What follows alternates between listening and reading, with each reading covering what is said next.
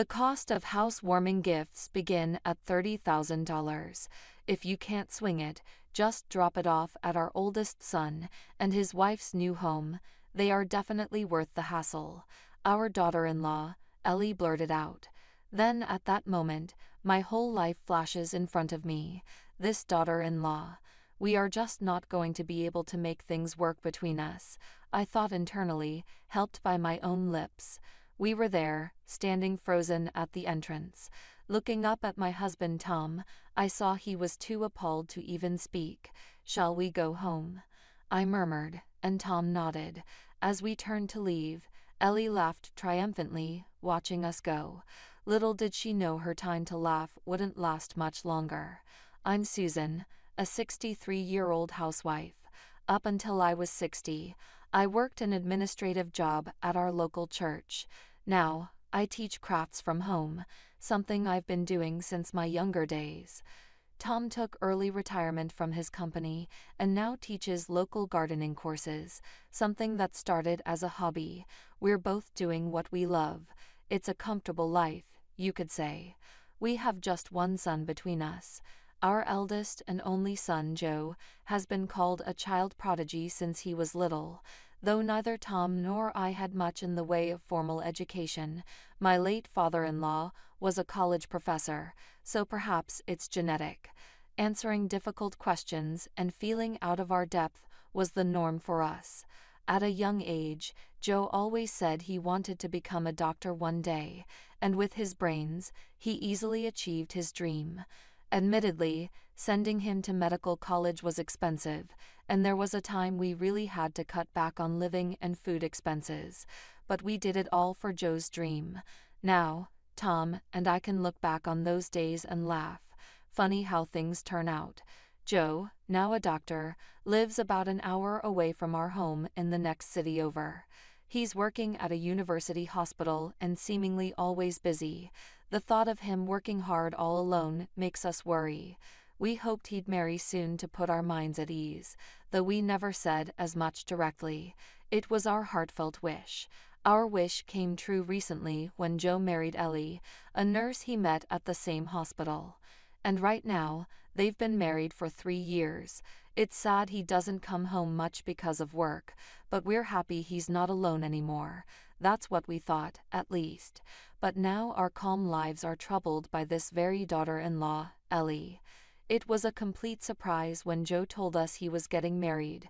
I always told him to bring any girlfriend home whenever he had one, and Joe had brought home girlfriends before, but we had never met Ellie before this. Of course, he had not even introduced her to us. Getting married out of the blue, we didn't even know he was seeing someone. "Is there some reason you're rushing into this?" I asked Joe, noticing his unusual demeanor. Joe hesitated, unusually. It was clear he was hiding something. "Is she pregnant?" My maternal instincts kicked in, and upon pressing him, "Yeah, that's the situation," Joe reluctantly admitted. His tone suggested he wasn't quite at peace with the news. "What? You can't be wishy-washy about this. She must be feeling so insecure. You need to step up. You're going to be a father." I couldn't help but raise my voice at Joe's indecisive behavior.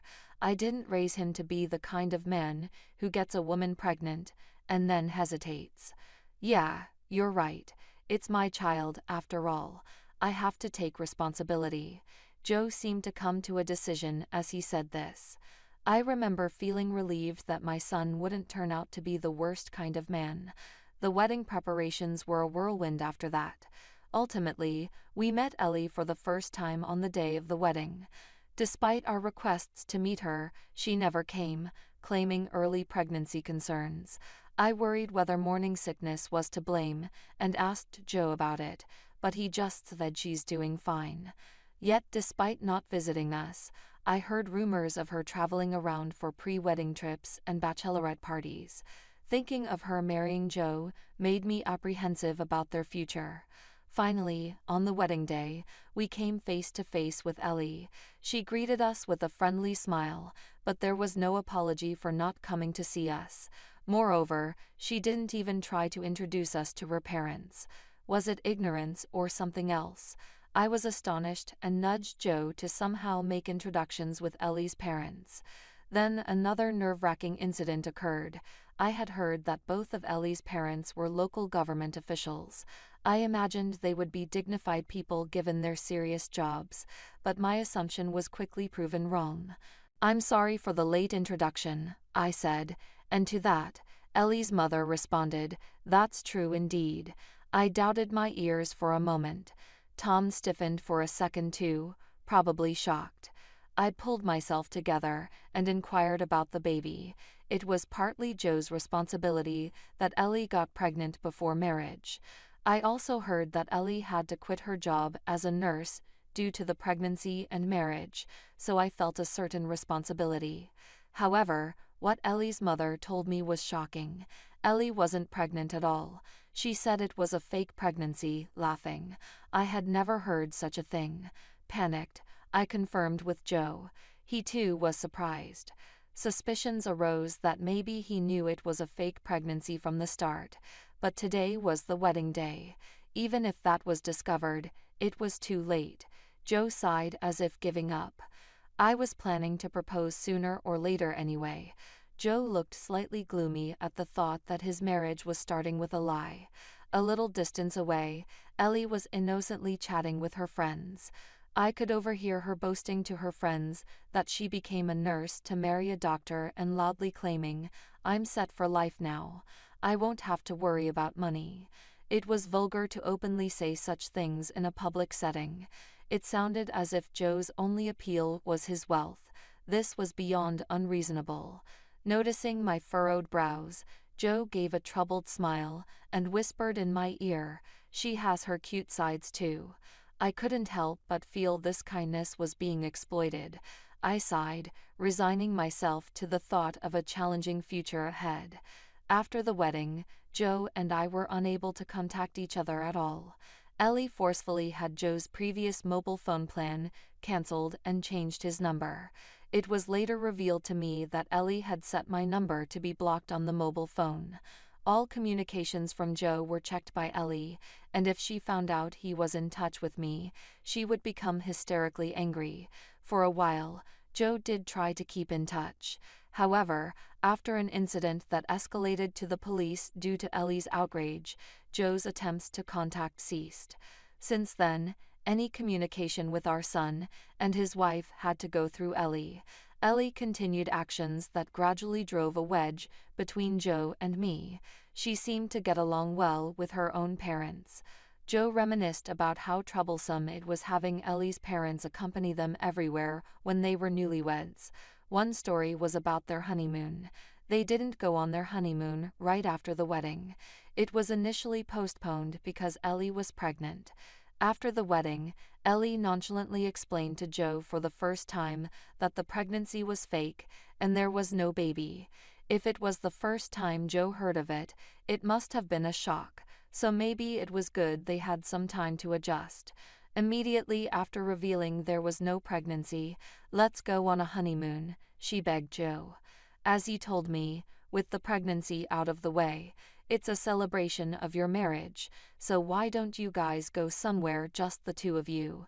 We'll cover the travel expenses as a wedding gift, I suggested, trying to cheer up a somewhat down Joe. A month later, they went on their honeymoon as promised. We covered the travel expenses as a wedding gift. There was no word of thanks from Ellie for this. I later found out that Ellie's parents had joined them on their trip. No wonder the travel expenses she asked for were high. We ended up paying for Ellie's parents' travel expenses as part of our wedding gift without even realizing it. We couldn't ask for the money back afterwards. It was a loss we just had to accept, and there was no souvenir for us either. Apparently, Joe left all the arrangements to Ellie, so he didn't realize there were no souvenirs for us. He said he didn't even know her parents were coming until they met at the airport. Every incident seemed to reinforce the same thing. I just couldn't bring myself to like Ellie. We never openly fought, but I think we both avoided each other. 3 years passed without much interaction, and without the hoped-for grandchild. One day, Joe contacted us to say he had built a new home. He had called using his office phone, as if to sneak the call past Ellie's notice, which was pitifully sweet. The new house, as I came to understand, was a mansion. The cost was over $1 million, which left me breathless. Ellie's requests just kept driving the price up, Joe said with a hint of trouble in his voice. Then he invited us to a housewarming party. This would be the first time visiting our eldest son's home since his marriage, which made me a bit happy. I found out Ellie's grandmother was also going to come, whom I had yet to meet since she was hospitalized. During the wedding, I thought it would be a good opportunity to have a long talk with Ellie's family. "All right, Tom, and I will come," I replied, not imagining it would turn into such a debacle. On the day of the housewarming, Tom and I were stunned outside the mansion. Though I had heard it was a mansion, the reality was beyond my imagination. I knew Joe had a decent income, but this was beyond anything I had expected. Shaking, I pressed the doorbell, and Ellie's voice came through.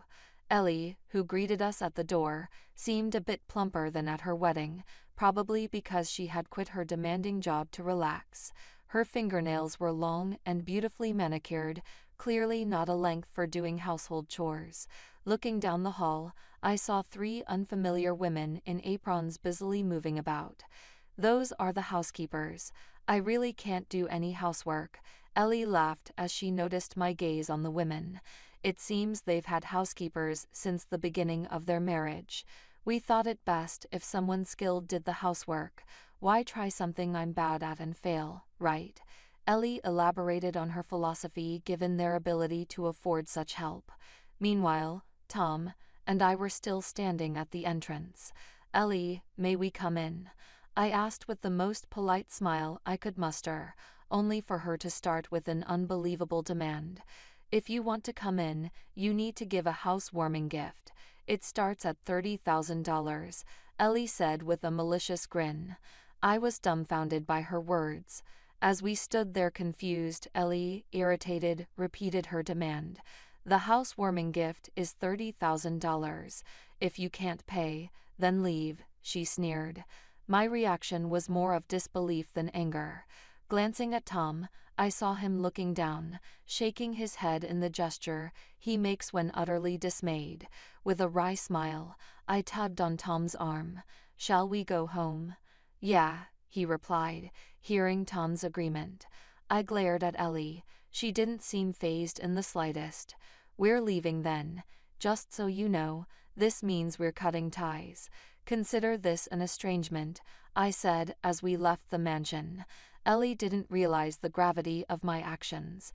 I could hear her laughing behind us. "What a wasted trip," I said to Tom on our way back. "Indeed," he agreed. I felt drained, terribly exhausted. We never got to see Joe, which was my only regret. I think it was about 20 minutes into our drive when my mobile phone rang. It was Ellie. Perhaps she had more to say. Though reluctant, I answered. "Hello, is there something else?" I asked coldly. Then I heard sniffling and sobbing from the other end. It sounded like Ellie was crying like a child. "Ellie, are you crying?" It wasn't out of concern, just a question. "Susan, please come back. I'm begging you." Her tone had completely changed, making me pull the phone away from my ear in shock. Her screaming and pleading were more off-putting than surprising. "What happened to all that bravado? We can't pay $30,000. Even if we did come back, you'd just turn us away at the door, wouldn't you? Stop making fun of us. We're estranged, remember." Hearing my words, Ellie's cries grew louder. "My grandma knows about you, Susan, and scolded me a lot. Being scolded by grandma is terrifying." Ellie's explanation was hard to grasp, and I couldn't understand it. After all, I didn't even know Ellie's grandmother. "Afraid of being scolded by grandma? You sound like a child. Take responsibility for your own words. You're an adult now." I found myself raising my voice at Ellie, who continued to cry. Then, from behind Ellie, a deep authoritative female voice came through, telling Ellie to apologize sincerely. When I strained to hear this voice, I had an epiphany. Could Ellie's grandma be Catherine? Catherine is an elderly lady who comes to learn crafts from me, effectively making her my apprentice. She started learning crafts at an advanced age, and despite being older than me, she respects me as her master. She's a formidable and cool woman who has faced many hardships in her youth. Certainly, being seriously scolded by her would be terrifying. I finally understood why Ellie was crying and calling. I had no idea you were Grandma's teacher. Please come back, otherwise, I'll be kicked out of the house, Ellie pleaded between sobs. But my decision was unchanged. That's why I said we're cutting ties. Don't you understand what that means? My battery is about to die, so I'm hanging up now, I said, ending the call. Of course, my phone's battery was still mostly full. It wasn't the phone's battery that was depleted, it was my patience. Throughout the drive back, my mobile phone kept ringing. It was so annoying and troublesome that I eventually turned it off. Does she think crying will get her everything she wants? I said to Tom, who was driving. Maybe, he gave me a laid-back reply. It seemed that Tom's anger had subsided after the phone call. Being naturally gentle, his anger never lasts long. Maybe Joe's already there, huh? Tom said with a laugh. Unbeknownst to me, who had been arguing with Ellie at the entrance, Tom had noticed Joe listening to our conversation from the next room. No way he'd want to be with a woman like that. Tom, knowing Joe well, speculated that he would pack his things and return to his parents' house. You should answer Ellie's call one more time, he suggested, so I turned my phone back on. Immediately, it started ringing. Ellie, you're being persistent. Susan, I'm sorry. What can I do to make you forgive me? Joe has.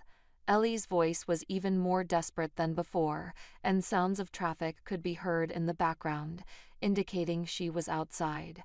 What happened with Joe? It was hard to hear Ellie's voice over the background noise. He left. He handed me divorce papers.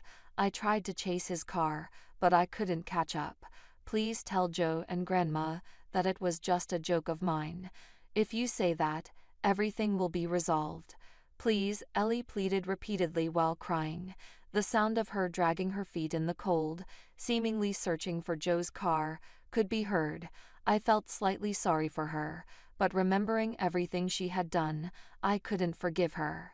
This is all your own doing, Ellie. Catherine is a polite person, and to think her granddaughter could be such a disrespectful woman. Do you even realize you've tarnished Catherine's honor? Ellie had no energy left to retort to my harsh words, and only the sound of her sniffling could be heard. But that wasn't the end of it with Ellie. She quickly regained her composure and made a bold statement. But I've done nothing wrong. We built a $1 million mansion. Isn't it obvious that you should bring at least $30,000 as a gift? Aren't you the ones being unreasonable? Don't you think cutting ties over this is shallow? Ellie's complete lack of remorse astounded me. I couldn't understand how she could claim to be blameless in this situation. It's clear that Ellie and I will never understand each other. I'm sorry, but I'm just too tired to talk to you. You need to spend the rest of your life seriously reflecting on your mistakes. If you can't do that, your life is essentially over. I said these final words to Ellie, whom I'll likely never speak to again, and then I ended the call. Fatigue suddenly overwhelmed me as we saw the lights of our home.